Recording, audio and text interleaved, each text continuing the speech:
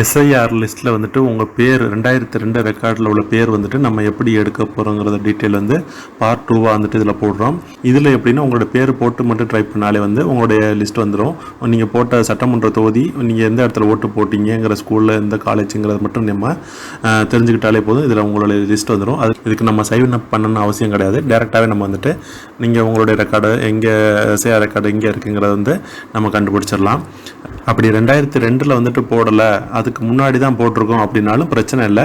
2002க்கு முன்னாடி எங்கே போட்டிருந்தீங்களோ அந்தோடைய சட்டமன்ற தொகுதியை கரெக்டாக போட்டு ஓட்டு போட்ட இடம், ஸ்கூல், காலேஜ் எங்கேன்னு பார்த்துட்டு கரெக்டாக நீங்கள் என்ட்ரி பண்ணாலுமே அதில் டீட்டெயில் வந்துடும். நம்ம ரொம்பவும் போட்டு வந்துட்டு எங்கேயுமே யார்ட்டையும் கேட்கணும் அவசியம் இல்லை. உங்கள் மொபைலில் வந்துட்டு நம்ம ஈஸியாக கண்டுபிடிச்சிடலாம்.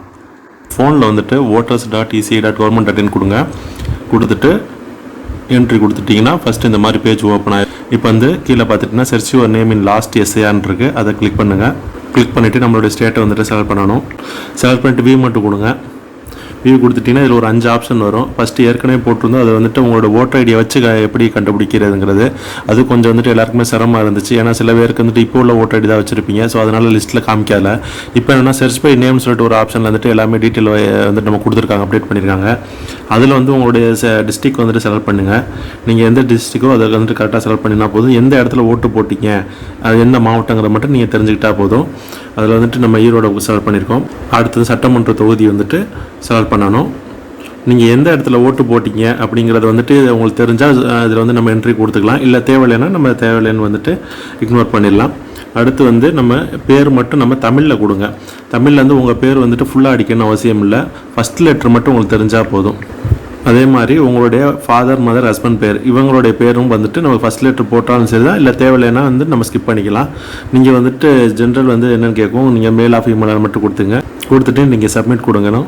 சப்மிட் கொடுத்துட்டிங்கன்னா அந்த சட்டமன்ற தொகுதியில் உள்ள எல்லா பேருமே வந்துட்டு உங்களுக்கு அந்த தானா வரிசையில், தானா தீனா தூணா வரிசையில் வந்துட்டு எல்லாமே வந்துடும்.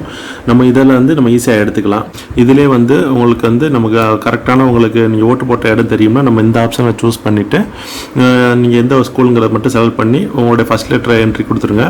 என்ட்ரி கொடுத்துட்டு உங்களுடைய கணவர் பேர் தெரிஞ்ச கணவர் பேர், அவங்க அப்பா பேர் தெரிஞ்சுன்னா அப்பா பேரோடைய ஃபஸ்ட் லெட்டர் மட்டும் கொடுங்க. கொடுத்துட்டு நீங்கள் சப்மிட் கொடுத்துட்டீங்கன்னா ஆட்டோமேட்டிக்காக உங்கள் மொபைல் வந்துடும். மொபைலில் சில சமயங்கள் வந்துட்டு லோட் ஆகாது. டெஸ்க்டாப் மோடில் போட்டு நீங்கள் வந்துட்டு பண்ணிங்கன்னா கூட உங்களுக்கு வந்துட்டு ஈஸியாக வந்துடும். இப்படி தான் உங்களுடைய எஸ்ஐஆர் ஃபார்மில் வந்துட்டு உங்களுடைய 2002 லிஸ்ட்டில் உள்ள பேரை வந்துட்டு நம்ம எடுக்கலாம். ஈஸியாகவே நம்ம எடுத்துக்கலாம். மீண்டும் அடுத்த வீடியோவில் சந்திப்போம்.